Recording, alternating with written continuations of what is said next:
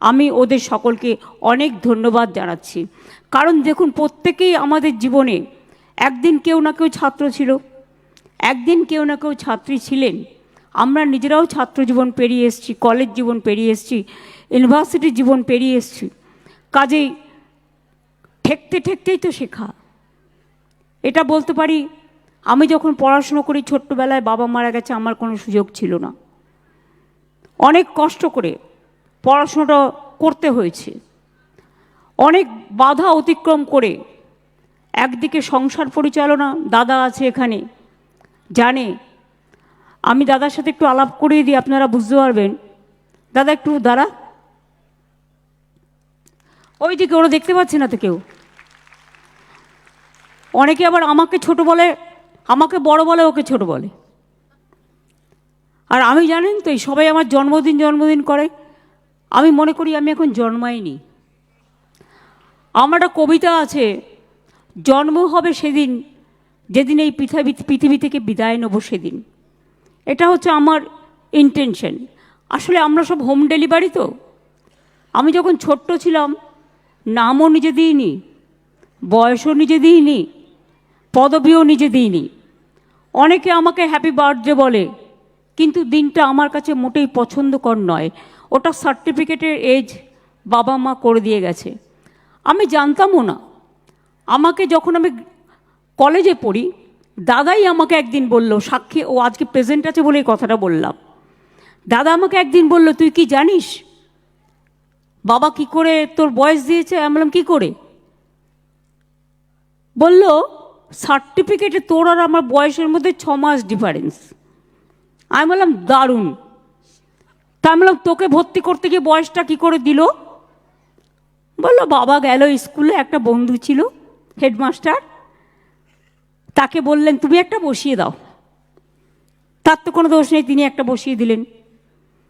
আগেকার দিনে এই প্রবলেমটা ছিল, যারা আমরা বাড়িতে জন্মেছি, হোম ডেলিভারি, কাজে আসল বয়সটা কিন্তু লুকিয়ে থাকে।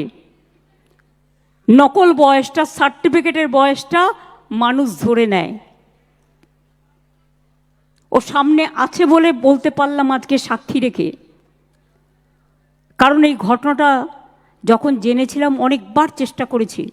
আমার বাড়ানোও আছে 5 বছর। আমি একটা একান্তে বইতে লিখে গেছি এগুলো অনেক দিন আগে, যতটা লেখা সম্ভব। এবং তখন করে দিয়েছে। আমার নামটাও আমার পছন্দ নয়, কিন্তু হয়ে গেছে। যাই হোক, এগুলো হচ্ছে ছোট্টবেলার ঘটনা। ছোটদের সামনেই ছোট্টবেলার ঘটনা বলা উচিত। আমি এখনও বিশ্বাস করুন অনেক কাজ করি, হাঁটতে হাঁটতে, আমি যখন হাঁটি তখন আমার ব্রেন চলে। আমি যদি না হাঁটি আমার ব্রেন চলে না। মনে হয় কী যেন এটা করছি না, ফাঁকিবাজ লাগে। ভাবতে ভাবতে ভাবি, আজও আমার মনে আছে স্কুল শিক্ষিকাদের নাম, কারণ আমরা মেয়েদের স্কুলে পড়েছি। যার এখন তো কো এডুকেশন অনেক হয়ে গেছে, ছেলে মেয়ে বোধ। আমাদের এখনও মনে আছে ইউনিভার্সিটির প্রফেসরের নাম, কলেজের দিনগুলোর কথা। এটা আমি কখনোই ভুলতে পারি না।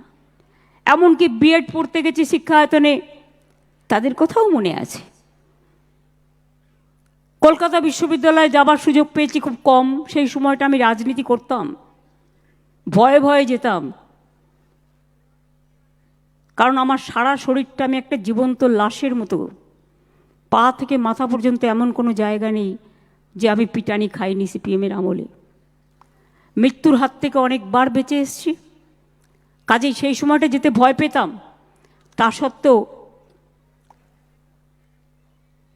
2 বছর এমের যে ক্লাস থাকে, আমি তার মধ্যে 1 বছর ক্লাস করেছিলাম লুকিয়ে লুকিয়ে। আমার পরিচয় তখন কেউ জানতে পারেনি। আমি যখন এলএলবিও করেছি তখন আমার পরিচয় কেউ জানতে পারেনি। এই একটা স্কোপ ছিল আর কি। কাজেই আপনাদের তো আজকে সুবিধে আছে।